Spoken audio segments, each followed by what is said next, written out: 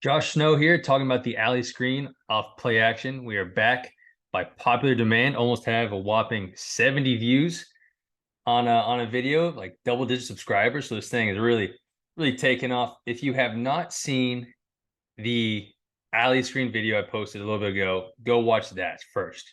Because that is the basis of a lot of this stuff. The teaching is very similar on most of this stuff, so I'm not gonna go over both of them.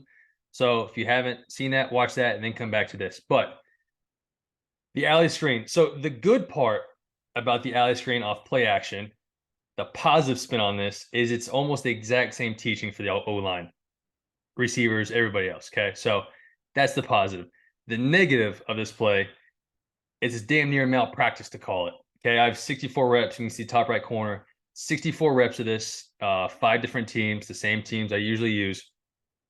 And we average a whopping 2.5 yards per play with the efficiency at 20, which is, I mean, these are the lowest numbers I've ever seen on, I've done 100 concepts, whatever it is, maybe more than that. And that's by far the lowest numbers I've seen. You take into account the amount of time this play takes, the reps, the teaching, it makes you really question, is it worth it? But I'm here to present it as if, gun to my head, I had to install it. This is how I would install it, okay? So talking about the receivers, base teaching, you're gonna teach it off 4 verticals, go run 4 verts for 12 yards, block secondary, normal stuff off screens. You can tag different passes onto it, daggers and like post crossers, whatever you want. But base teaching, 4 verts, go block secondary, call it a day. The O-line, same thought process as the original alley screen I talked off drop back, okay? So you have 3 blockers getting out generally, guard, center, guard, with the same landmark, right? So to the field, these are NFL landmarks. To the field, you're talking about going to the field divide. Drawing here is called, just to be a little different, but NFL field divide between the hash and the numbers. The NFL boundary, you're talking about going to the top of the numbers as a landmark. And that landmark is where the alley is. So that alley is where your middle blocker is running. Okay, so your middle blocker is going to be your center, unless an exchange happens, right? First out, second out, third out, nonsense that people talk about. But generally, your center is running the alley. Your front side guard is kicking out the first thing outside of that alley. And then your backside guard is their rat kill, right? So he's running straight down the line of scrimmage, rat kill. If there's nothing, no D-line retracing, then he will add up and he'll be the inside piece of that alley. Like I said, it makes more sense if you've watched the alley video. I'm not gonna spend a ton of time on that teaching because it's all the exact same. Difference here is off play action, right? So we're blocking inside zone, play action, sell the run for 3 steps, settle for a step or a count, whatever you want to say, and then get back out on your screen path. Tight end staying in protection, he can come across the formation or stay where he is. He's generally going to block the D end. Running back taking the show fake, the play fake, whatever. And then now he's getting back into his normal screen landmark, all the same screen teaching. So the install for this is pretty short. I think it's like 3 clips because it's just so, like, the film's bad, right? And the reason the film is bad is there's 2 main reasons why this play doesn't go, in my opinion. First reason is just, if you think about this very logically, I'm throwing the ball to the guy who I just faked the run to. Like, that from a general view does not make a ton of sense, right? Like, I get they're trying to get linebackers, right, to robot and run out of there. It just doesn't quite work. You're faking, you're throwing the ball back to the guy you faked it to originally. The second main issue is, if the biggest issue in screens, period, is when you stonewall a defensive tackle or whoever that may be on the line of scrimmage, you stonewall him on the set. Like, let's say you have a drop back screen, you stonewall him and then you try to release, he's just there for the screen. Well, by running play action, you're always stonewalling those guys, right? You're always keeping them on line of scrimmage, and then you try to release and they're right in the way. They don't let you get out, or they just swallow the running back because they're not getting up the field. So I have the original install, how if you teach it based off the alley screen rules, which I think most people do, how that looks. But at the end, if you stay, I have about 4 or 5 clips of how the Rams are blocking this. And the Rams are doing a better job. I think the Rams are at like a whopping like 4.3 yards per play on this, right? And they have like 20 reps. So like that is double But it's actually more than that, because if you remove the Rams from this cut up or from this number, the numbers are like at 1 yard per play, right? With the Chiefs leading, the Chiefs are definitely leading the charge here. I think they ran it 9 times for -9 yards, which is pretty impressive. I appreciate that they're staying with the play, even though it's getting negative 1 yards per play. But anyways, going to the install of this play, right? All kinds of motions and, cross sifting with the tight end, all that kind of stuff. Ends up being guard, center, guard are getting out. Top of the numbers, landmark. You see we're creating, like this is by far the best looking clip. We can see the front side guard, right? 3 steps, settle, and then get out. He's kicking out the first thing outside of the alley. Alley being the top of the numbers to the boundary. Your center, your second guy out, is running the alley. So 3 steps, settle, and then run the alley straight at the top of the numbers. He does a good job there. And then your backside guard, same thing. So run for 3 steps, settle, and then rat kill. There's nothing to rat out, probably. You can now add in to the screen. RB, we're taking a play fake. Then getting into the same screen mechanics we talked about earlier. Right, he's going to step up, slide. When the guard releases, he releases. You go from the back end.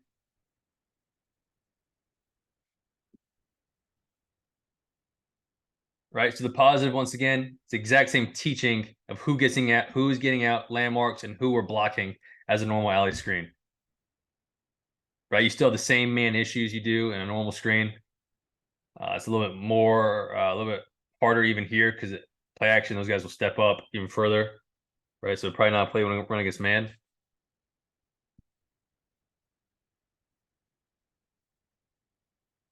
Same thought process here, off inside zone.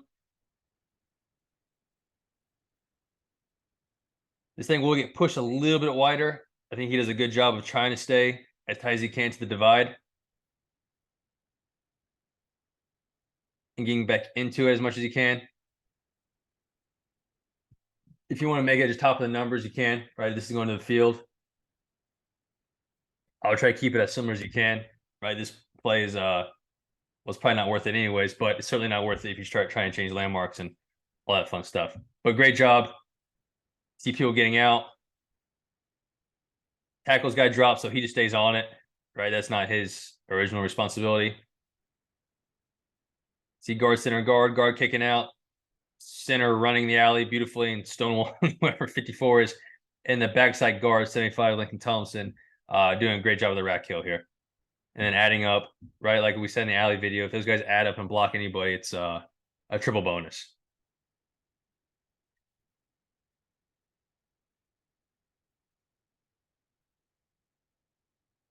Right now that I'm watching this, is probably more of an outside zone thing, which would change the landmarks. The good thing about this, right, is once you install it, you can put inside zone and outside zone. The exact same mechanics, it's just the landmark will change a little bit. And I have outside zone clips after this. Okay, but this is certainly probably closer to outside zone. Fake. O-line still blocking the exact same thing. 3-step, settle, and then release, blocking the alley with the exact same landmarks. Good one, right? We have a double post. We have dagger with a rail route, right, to clear the flat guy.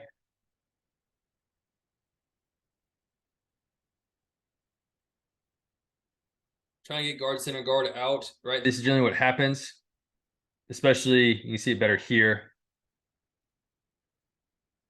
Trying to get guard, center, guard out, but what happens is you stonewall, nose tackles, 3 techs. This is what happens a lot of times on the bad clips. They end up stonewalling these guys pretty solidly on the line of scrimmage, and they can't get out, and they have to stay on them, which is not the end of the world.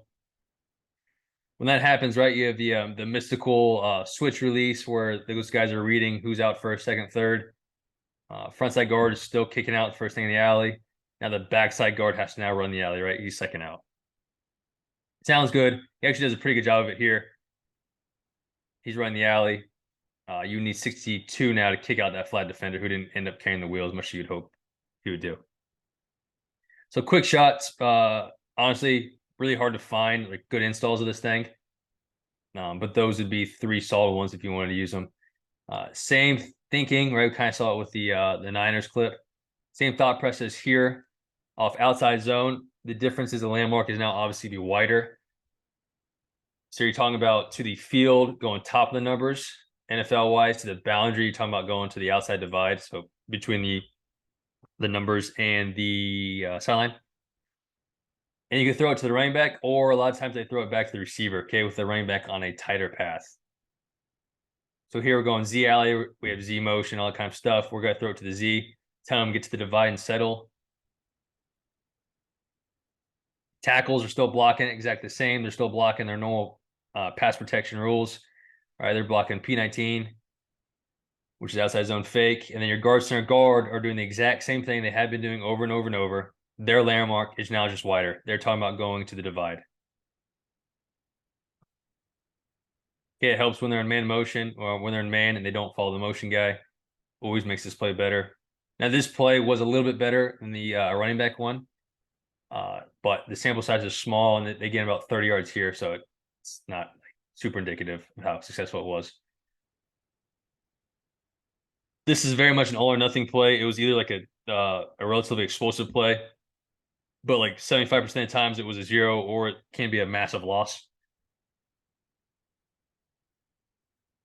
Once again, the good thing is guard, center, guard getting out, right? We know how to do that. We know who's blocking who once we get out. Now we're running our normal landmarks. Okay, our normal rules are the landmark is just a little bit wider.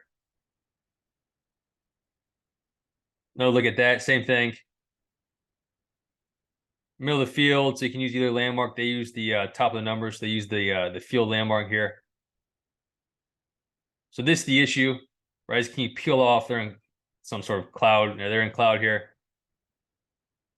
Whoever there's 20, some sort of rotation. Can you peel that guy off? That's the guy who, if he triggers a lot of times, right? This is a negative 5-yard play.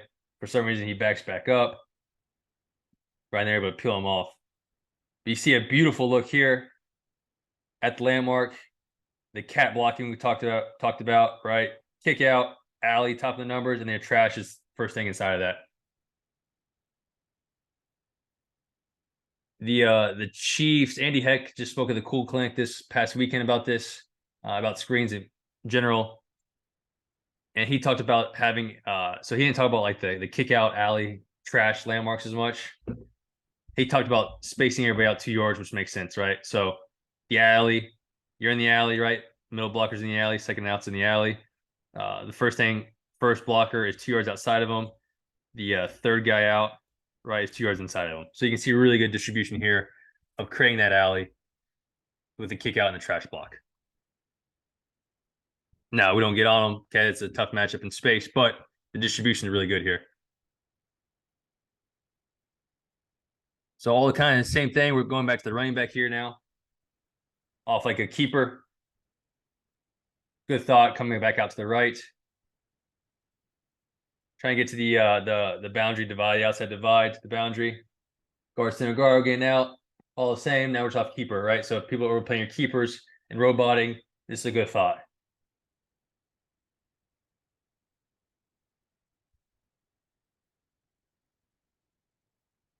Tackles no difference. They're blocking P19, fake outside zone. Guard, center, guard, the one getting out. Right. Same thing though. It's like pretty muddy over there a lot of times. It's not clean. It's just a tough play. Jet motion. Going back to the jet guy, top of the numbers landmark to the field. All the same. So here you almost see the first guy out gets caught up, right? So the center now becomes the first guy out. And now you want the guard to then add back in and make everything right. Like I said, it's a lot easier said than done. We dropped the ball here, so it doesn't matter. But you see it kind of setting up. Right, when you're going to the, see it from here, when you're going to the receiver, right, we're tagging X or Z on the alley. Now the running back is just running inside zone path. Ryan Persenke has the ball and go score. You obviously don't want to fake it to him on the outside zone path and throw the running back or the receiver over there. Have the RB just take an inside zone path when you're throwing it to somebody else other than him. Here's a shot with the old Chiefs.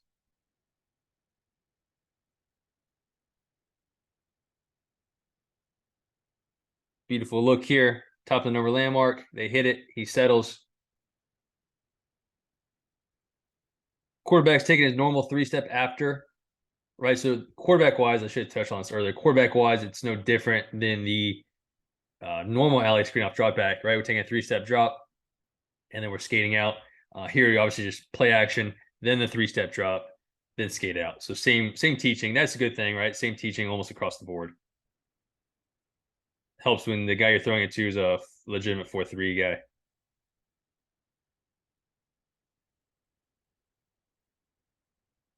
Right, center gets caught up.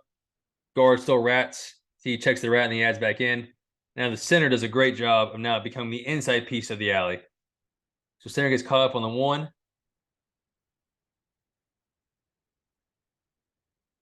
He adds up. He's now the inside piece, which is awesome. Man, that fat ass is gonna get outran, right? But it's good effort, good thought, good clinic talk, and then he, of course, doesn't block anybody and borderline tears an ACL, which is tough down. But this will make those O-line coaches happy to see it.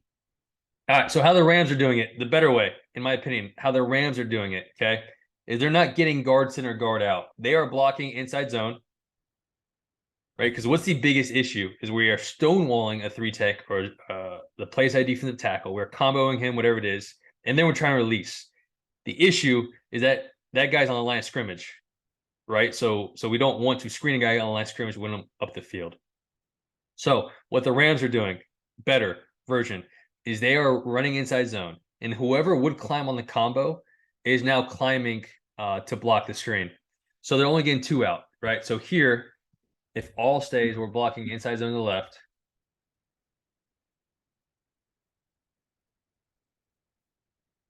Cut off backside. So if everybody stays in their gap where they are currently, right? He's occupied. The center would climb because he's got nobody in his gap. He would climb. He'd be the first out. And then if all stayed here, if he stayed 2-eye, then the backside tackle would be the second out. Right? So they're running their inside zone combos, and whoever would climb on inside zone is now climbing in the screen. This is better, right? You see the 3 become a 2. This is better because now you're blocking the D lineman, like you're staying on the D lineman. Like this is the worst case example where he's athletic and retraces, but you are staying on those guys. You're not releasing past them. So we see front side combo, and inside zone 70 would climb, so 70 becomes the first out, and the backside combo, the 2-eye stays a 2-eye, so the tackle now releases. Now if that 2-eye were to move to a 3, right now the guard would then get out and be the second guy out. So first guy out is coming 99% from one of these 2. The second guy out is coming from one of these 2. Right, this is one of those niche plays that to me is only good against like a 4-down front. It's one of those plays where it's not worth having all these different rules and It's definitely a 4-down play. 4-down play. Let's run it. If it's anything else, we have a second play call. Right, I'm not trying to. When this play is getting 4.5 yards of play, it's a shitload of work. Like I'm not willing to spend a ton of time on this. Period. But I'm not spending a whole lot of time let's like make it right against 5-down fronts and all that kind of stuff. Same landmarks for the running back as a normal alley screen, right? It's all off inside zone. All kinds of motion, all that kind of stuff you want to do.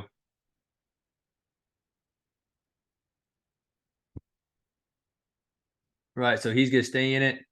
These 2 are comboing. Now these 2 are comboing. Okay, first guy out would be here. Second guy out would be here. So they're only getting 2 out. The 2-eye stays a 2-eye backside, so the tackle gets out again. The 2-eye front side stays a 2-eye. Right, so the center takes him, and the guard now gets out. The same thing, right? You're running your normal inside zone combos for 3 steps. You're settling and then getting out. Good example of prying off like a man defender or a tight defender here. Right, this is the issue that generally happens when you try to release all 3 of these guys. Is this guy stonewalls on line of scrimmage, and you try to release everybody, and this guy makes a tackle. Or you don't get that guy out, period. So you might as well just say, you know what, you're staying in. Keep a body on that guy. Don't even try to get out. Same thing backside.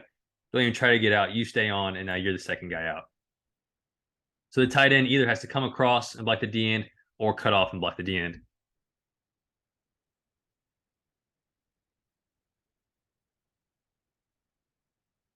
So they're running post crosser off of it, right? Good if people are starting to robot take away the crossers, all that kind of fun stuff.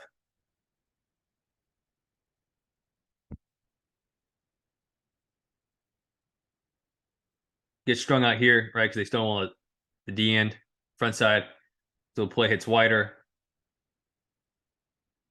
We see landmarks. They're trying to hit the divide, right? Just get strung out. That's fine. You got to try to get back in there as best you can because that's where the O-line are expecting you to be. The screens are usually pretty dirty. Here we got tight shade, right? So the combo now exists between these two. So whoever would climb on an inside zone combo, it's going to climb, be the first out. And then you assume you're getting these backside two when these guys are coming out.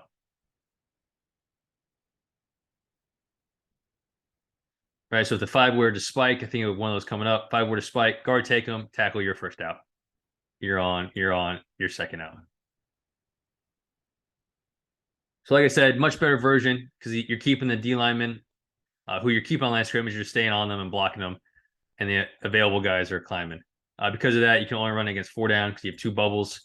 As soon as you start getting 5 down, now you only have 1 bubble, not as good of a play. All right, so I would only run it against true 4 down defense. As soon as they're 5 on line of scrimmage, I'm getting out of the play. So I'm not 100% positive they're attempting to do it here, but it ends up playing the same. The center gets tripped up getting out. Combo exists between these two and these two. Cut off. You're staying in it. All right, same thing. Same zone principles apply. You like to pass off a blitzer. If he's not sure if he's blitzing or not, you take him. It will make you right. Center looks like he's trying to get out, but for my teaching purposes, pretend like he's not. Right, he's not gonna get out anyways. Center, you stay on it. Then backside guard, you're the second out. Beautiful look though. Top of the number landmark. We hit it. We turn around. We stay square. You're no longer obviously you only have 2 out now, so you're eliminating the trash backside blocker.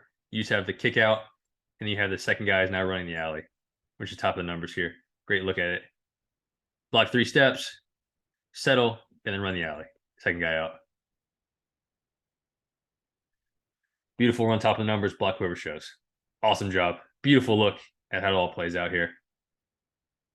But yeah, tough down for Derrick Henry. Last look into pressure, right? We're not pushing it. This is this could be a big gain or it's gonna be a big loss, one of the two. Let's roll our dice and see. We're not pushing amongst the O-line. Right, we have indication there's movement. Right, so you have like the quasi 3-man zone here. Ignore this guy. We're gonna fake it and turn around. So who's clean to climb? Right, it's gonna be a tackle. Tackle's first out. Backside we have movement, so the second out would be the guard. Go back to the wide. Right, so here you have the tackle climbing. So I would teach it exactly how you teach inside zone. I would teach the screen the exact same way. We're not blocking secondary pressure. Same thing. We see the running backs just continuing to get too wide. You want to turn around as tight as you can, just like Derrick Henry did in that last clip, right? Because these guys are expecting you in that landmark. You see him running. The second guy out is the alley runner. He's running the landmark. First guy out's blocking. First thing outside of that. So we see the issue. If we're back inside, it's a bigger gain.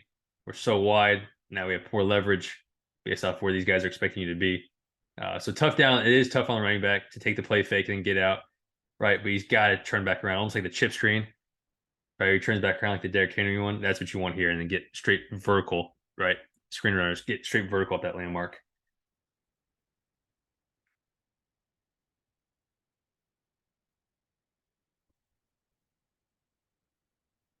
Last look.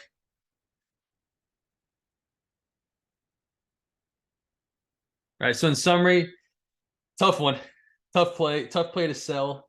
Right. Certainly one of those that you'd have to go into the old archives to like form a proper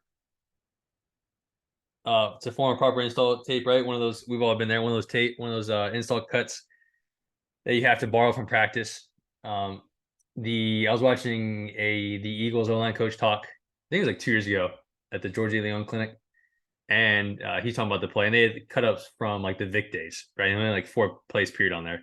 I think 2 of them were from the Vic days. So that's what, 5 or 6, 7, 8 years ago, whatever that is. So it is hard. Uh, I did want to provide, just in case you thought it was worth it, those are the clips. I'm gonna try to put those play numbers on the YouTube page. Hope you can get something out of that. As always, appreciate you watching. Questions, comments, concerns. Bottom right is my Twitter. Tomorrow, I'm gonna post a another play action screen. I think it's a little bit better version. And be on the lookout for that. Appreciate it.